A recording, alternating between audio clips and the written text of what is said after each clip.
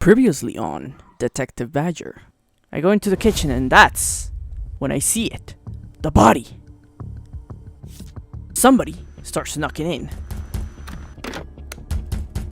The silent alarm has been tripped and people are coming in. Enforcers. The police. I have no clue what to do. Just go this way. When I woke up this morning, I could be a complete fugitive of the law if they actually saw me. I pass through the level of the floor of Mr. Hand's apartment, but I keep running. There's so many people on the stairs. Why is there so many people on the stairs? But none of them paying any attention to me. I decide to start going to Ford and Associates. This is where Mr. Hand used to work. When I find the information, realize that it's exactly where Mr. Hand used to live.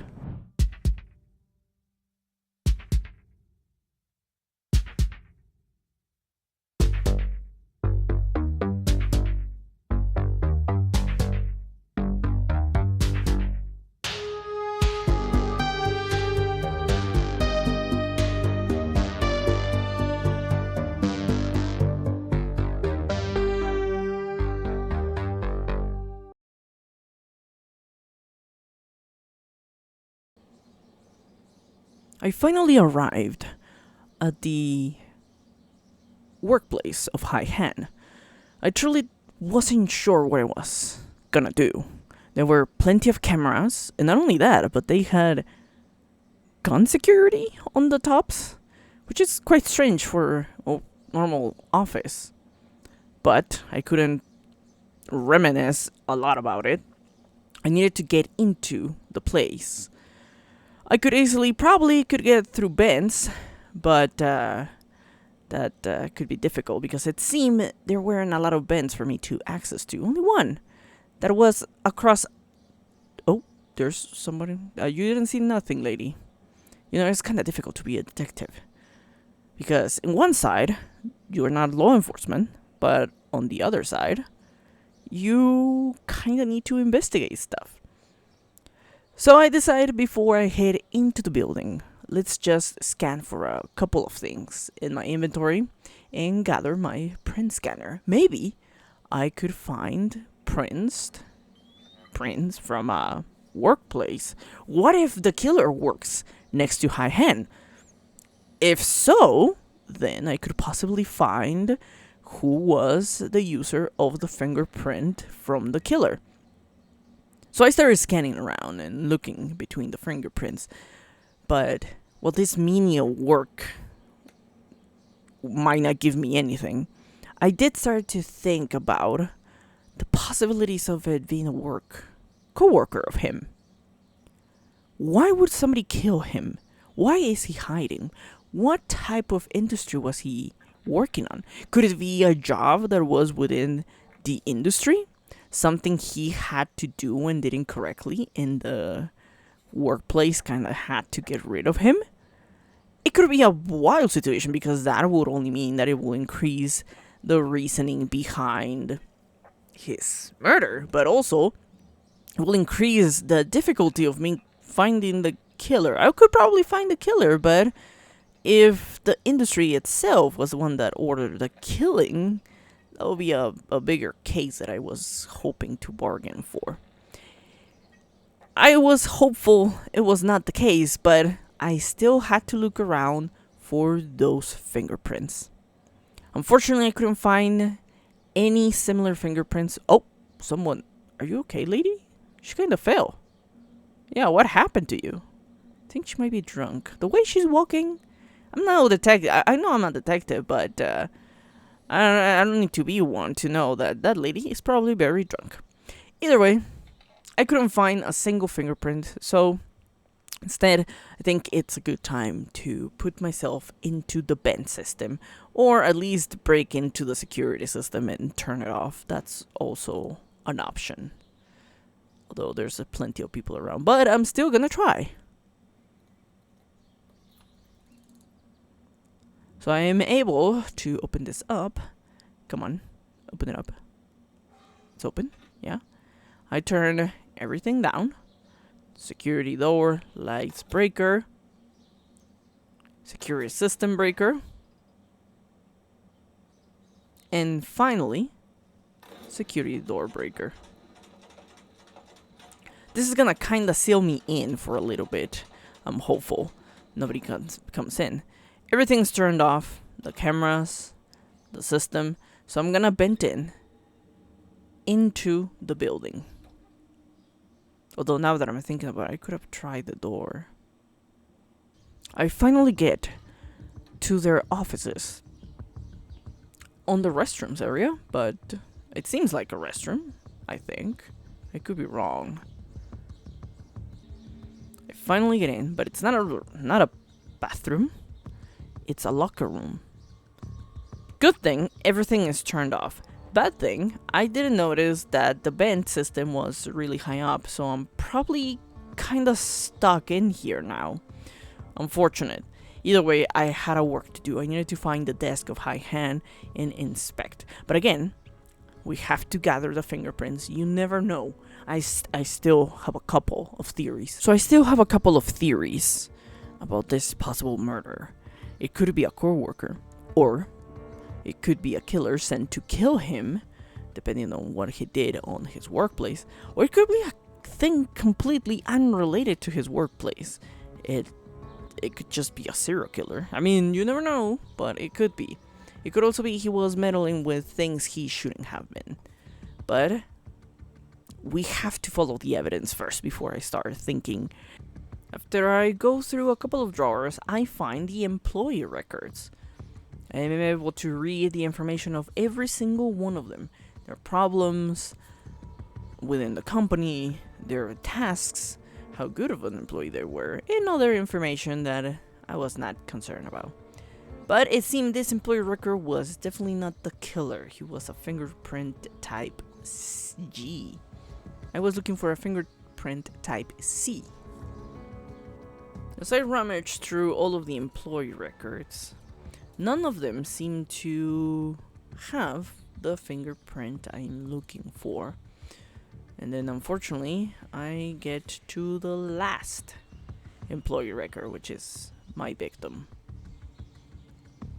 If you're a little bit more about him, he was the office manager, so he was a high-ranking employee.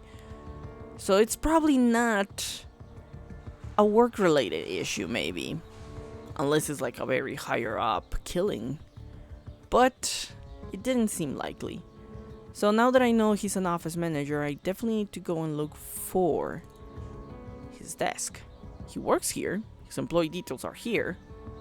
Then, suddenly I'm starting to panic because I heard somebody opening the security breach door that blocked the path for anybody to come into these offices.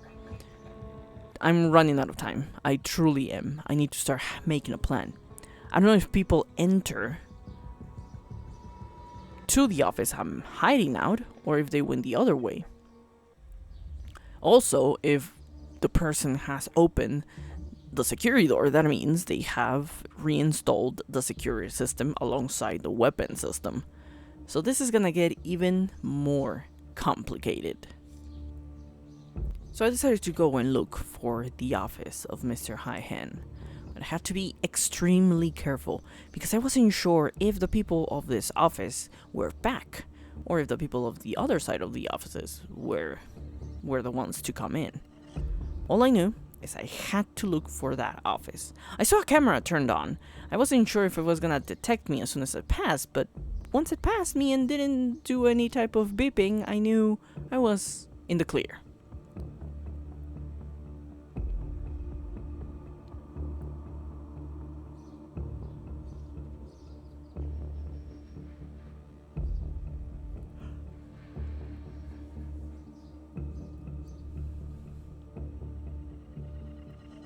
I walked to the other side and started looking around, seeing what I can find of information, maybe forgotten papers on the printer, or somebody left something in a cubicle. But it was a little bit difficult to work when I was also at the same time trying to find my exit in case of emergency. You always have to have a plan B, you know? Well, more than a plan B, you have to have a plan all the way to plan Z. But in this case, at least having that escape emergency would be a great solution. Unfortunately, neither the vent from the place I came in or the vent from that room specifically was gonna help me because they were very, very high up, and I'm too short. Unfortunately, I wasn't graced by the genetics and be able to be tall. I was too short. I could possibly jump through the window, but being at the current floor, I think I would have broken more than my legs.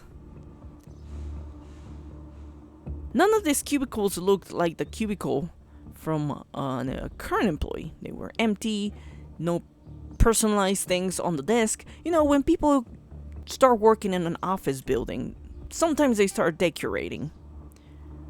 But in this case, it didn't seem like this computer specifically was being used by an employee because there were no type of decorations. Of course, you always have those employees that are working on a specific place, but they don't really have or any type of decorations. But my assumptions were true because there was no user to log in on that CPU. And it was probably gonna be the same case on the next one. There was nothing on the drawers. There was gonna be no information on the computer. And so I kept looking around, but as I was looking, I continued to see there was no information for me to gather.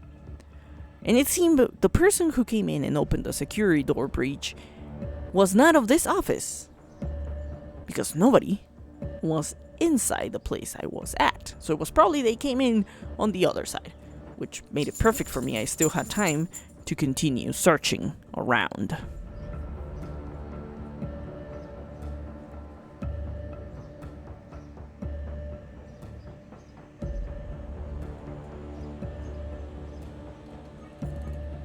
When I tried to open the door, just to see if I could actually use that door to escape, I realized it is completely locked. Now I come to remind myself of what I thought at the beginning of entering this office. I thought I could use the main door, but apparently that was clearly not the option. So the door was locked. I couldn't go through that. So that meant I was either stuck in this area, or I could cross to the other side and try to get to that one. Unfortunately, it seemed it was also locked. And the security system was like, knowing I was in there, and everything started turning on. I'm panicking right now.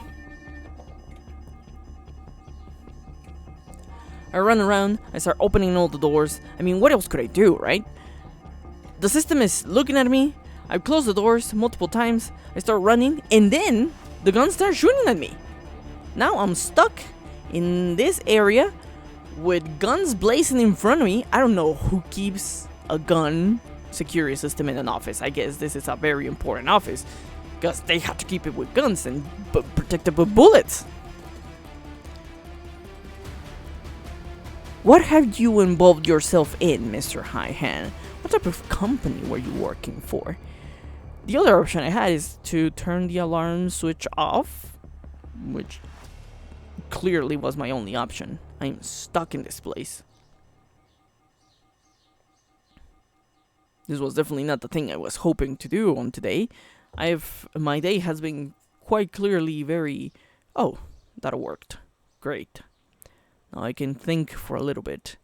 So my day hasn't been going the way I imagined it. I woke up hoping to have a new case, which I do.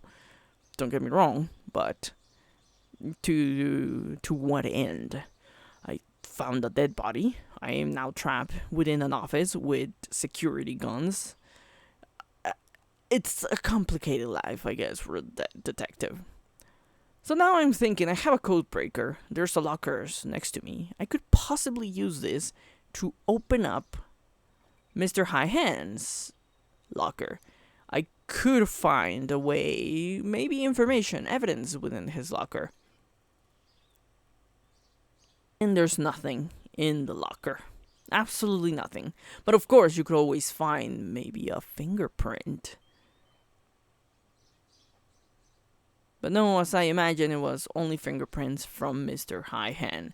So the killer is not a coworker, clearly. I haven't seen a single fingerprint from them within this area. if they had killed High Hand, probably they came over to this place to find the thing he was meddling with. If that was the case, I mean, there's still a chance my theory is correct about the killer being a coworker, but I could possibly very much be wrong. Either way, I use my code breaker, and it's only one-time use, so I'm hopeful I don't need it for the time being. I try one more time to cross to the other side. This time, I'm gonna look for lockpicks if necessary.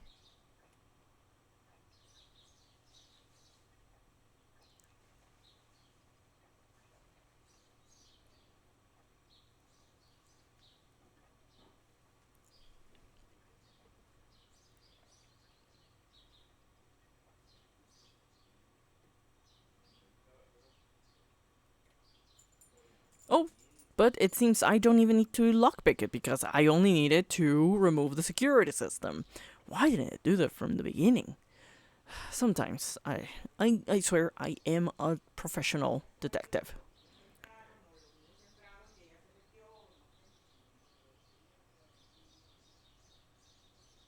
So I start walking, looking around. There seems to be nothing on any drawer. There are a lot of fingerprints, which is to be expected. This is an office after all. But certainly no fingerprint type C.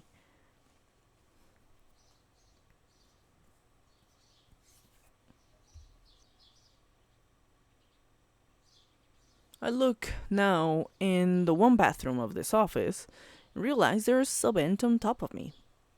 Again, you always gotta have another plan to escape, and it seemed this vent could possibly very much be the one to take me out of this place in case of anything. But before that, I decide to go back in. Oh no. This is when I realize the security system is back on. That only means one thing. People are back in the office, and I'm here, trapped within it, with them. Well, I guess there goes my looking around. I didn't even have enough time to find more information, but I have to do with what I have. For now, I need to get out of here because if people find me, if they walk to the bathroom, which I mean most than likely will, some people don't go to the bathroom in their house and they will till they get to work. Don't ask me why, some people do, but I need to get out of here.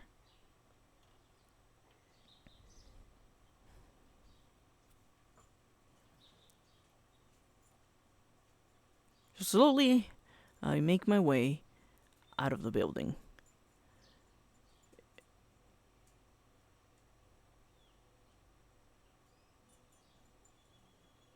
I just need to get out.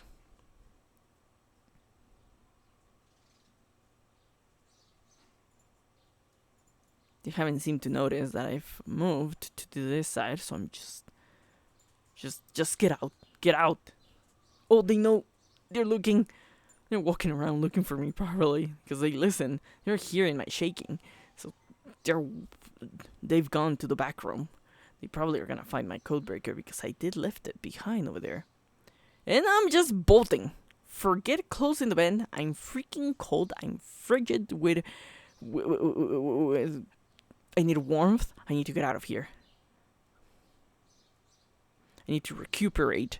What's the plan? What would I do now? If I don't know when people are gonna leave the office. It could take too long, which means whatever evidence I could gather from there is gonna be gone. But also, I need to find this killer. I don't know what this killer is trying. Is it a co-worker situation? After wondering for a little bit after my disastrous first time going into those offices, I think, what if I can talk myself into the offices through another employee? It could be a possibility.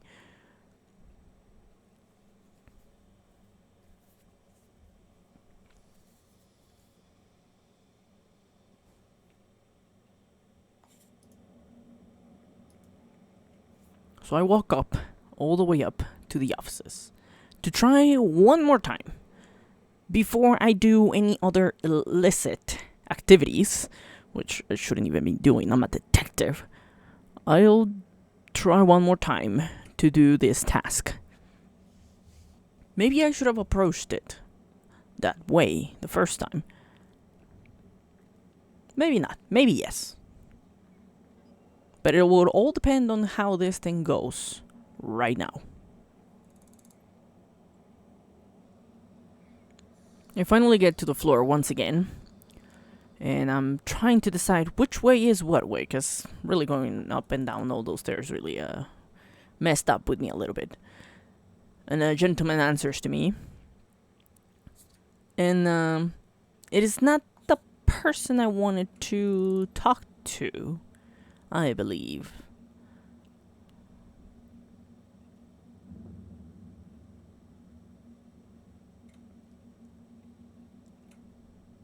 They were not being very cordial with me. So far, most of the citizens I've talked to will curse at me and tell me to mind my own business, which understood. Completely understandable. But this was not the place I needed to be. This was Petal and Sons. I needed to be on this side, on Fort and Associates. The employee working on the previously computer I looked at comes and helps me. And guess what? This was an employee I had seen earlier on the files. So I was in the correct place. Finally, things were moving on.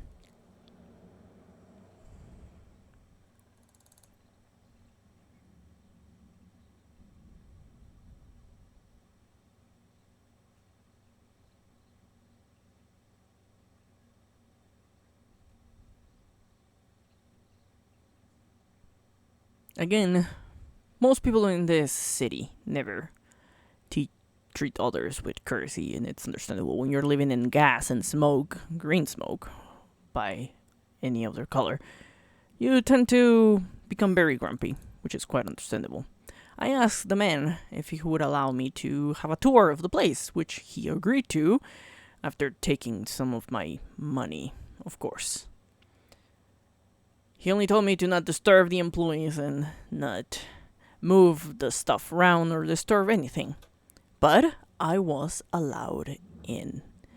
Technically as a guest, but I shouldn't be afraid of cameras or the gun machine in the corner.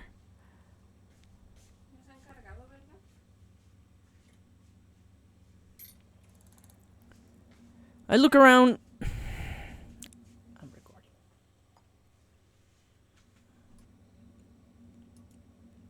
Now this cubicle in specific seemed like somebody's place, which was perfect. Now I just needed to understand which computers was whose from the employees within this area. Ha! Hi Hen had been using this PC. Could it be that this PC was his? Oh. I am doing nothing, sir. I am not disturbing anybody. There's no employees, actually. I see in the bottom a strange couple of things. Was that a syringe? Is that a syringe? I think it is. Could this be a case about drugs? Why this is the reason why Mr. Hai Han had been murdered? For drugs. Was he a drug dealer?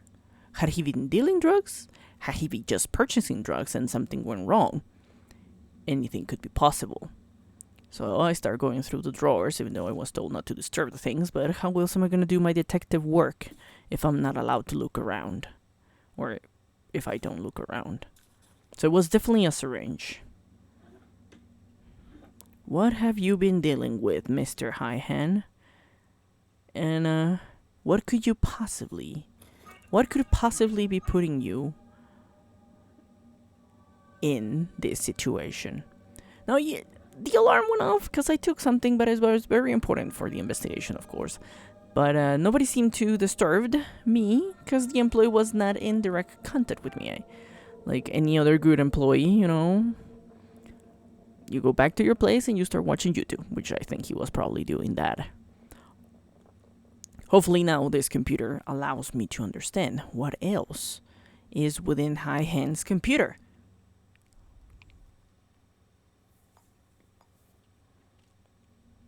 Unfortunately, it seems this is not High Hand's computer. This is Ding. Huh, okay. Wrong person, I guess. Unfortunate. I could have read the Ding nameplate card before. Now that's my fault. Let's see the next one. We got jackpot because this is a note written for Hi. His passcode is Marco's year of birth. We already know the passcode because we already used a code breaker. Now let's see what else can I find within this stack of papers. You never know. I know there's a lot of probably documents from work, like a disciplinary notice and stuff like that, written by other people. Not the thing I needed to find, of course. Now, his drawer had no drugs. Okay, so Mr. High Hand was not the drug addict. It was his other coworker. Let's see what else can we find in the computer.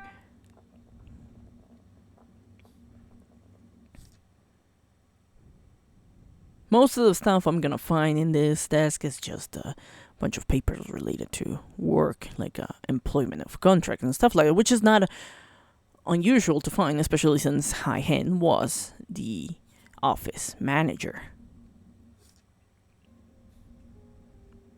Now let's look into his computer. Looking at his email, we got the passcode, which immediately lets me in. B-mail, all the emails, let's see. So he had a contact with Ding, which said, "Hi, please listen to me, get out of the house." So as I keep going and looking at the different emails and information, I'm discovering that Ding knew about the situation that High Hand was dealing with, which is quite unfortunate. I needed to print all of this information and get it back with me. So in the first email, it says, "Hi, please listen to me. Get out of the house now. Elif Noor is coming for you. If anybody comes saying they know me, don't open the door. Go somewhere else. Don't come here. I'm sorry,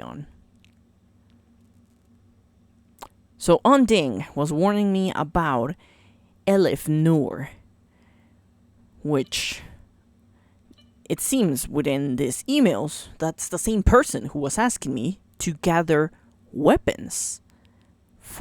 Weapons for what? Was this instead that a High Hand was a dealer on weapons? And that's the reason why maybe the deal went wrong? So now having this information, I started to print every single email. This was really important notes that will give me more to uncover this mystery and murder. Now, knowing that Ding had a close, let's say, relationship with Mr. High Hand, I think it was due time for me to go and speak to the man, wherever he lived. If he knew that High Hand was in danger, he will probably know more information about the killer, which very suspect, or at least my closest suspect, was Elif Noor. So far, at least, this is the person I needed to follow and understand if they were capable and why of killing Mr. High Hand. What was the motive behind it? Why would they need him murder? Had a deal gone wrong? Had something else happened? Was this still part of the drugs? Maybe the Mr. On was just enjoying his drugs, I guess. Potentially. But yeah, I could never leave any lead out of the way. So without any more need to spend in the office, I go back to the Siri directory to gather information. Where exactly can I find Mr. On? He is my next lead and probably my best bet on finding more information of what could have might happen with Mr. Han.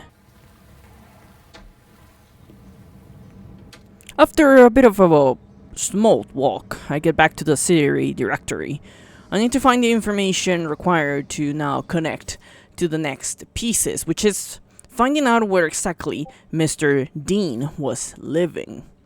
What was his apartment? Where was his apartment? And if I could get that information, that could definitely help me get closer to the resolution of this case.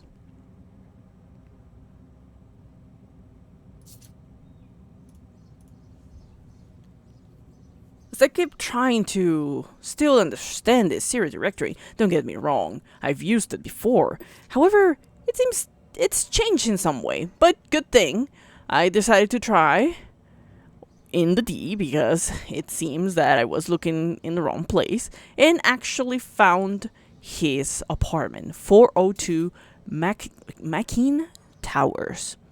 Mr. Oding was in this single cubicle. The possibly complete answers were there to this murder. I just needed to interview him and understand why was he trying to warn the victim, Mr. Han. What were the two of them doing? Why did he know Mr. Han was in danger? Was he in contact with the killer? Did he know who the killer is? Likely, very possibly, as he had mentioned the name of the killer within the emails. So now knowing where exactly I needed to go,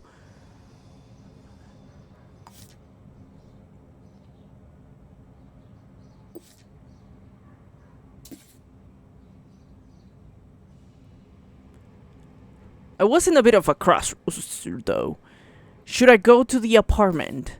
Should I go to Presidio Essentials, to the place where Elif Noor said to get weapons? What could I possibly find within that area? Why would this person require Mr. Han to acquire the weapons? Why not the other person acquire the weapons? Why was Elif so... Why was Elif needing for Mr. Han to acquire those weapons? There's a lot of questions that are running around in my head. But at least, definitely, I had implications within the victim and possible suspects. But to be honest, I first truly needed to talk with Mr. Oding. I needed to move into his apartment and talk to him. At least get that information once and for all.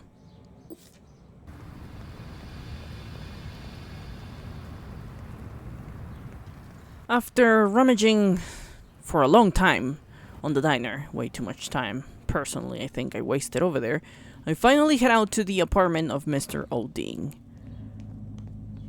I was trying to think of on all the questions I needed to ask the man.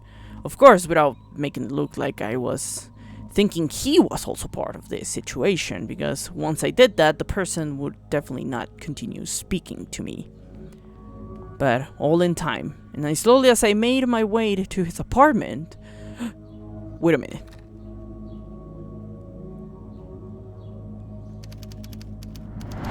I'm discovering a second murder. Mr. Oding, most likely, was dead in the floor of his apartment. Murder recently, possibly. And all the possible clues I could have gotten were gone right on that instant.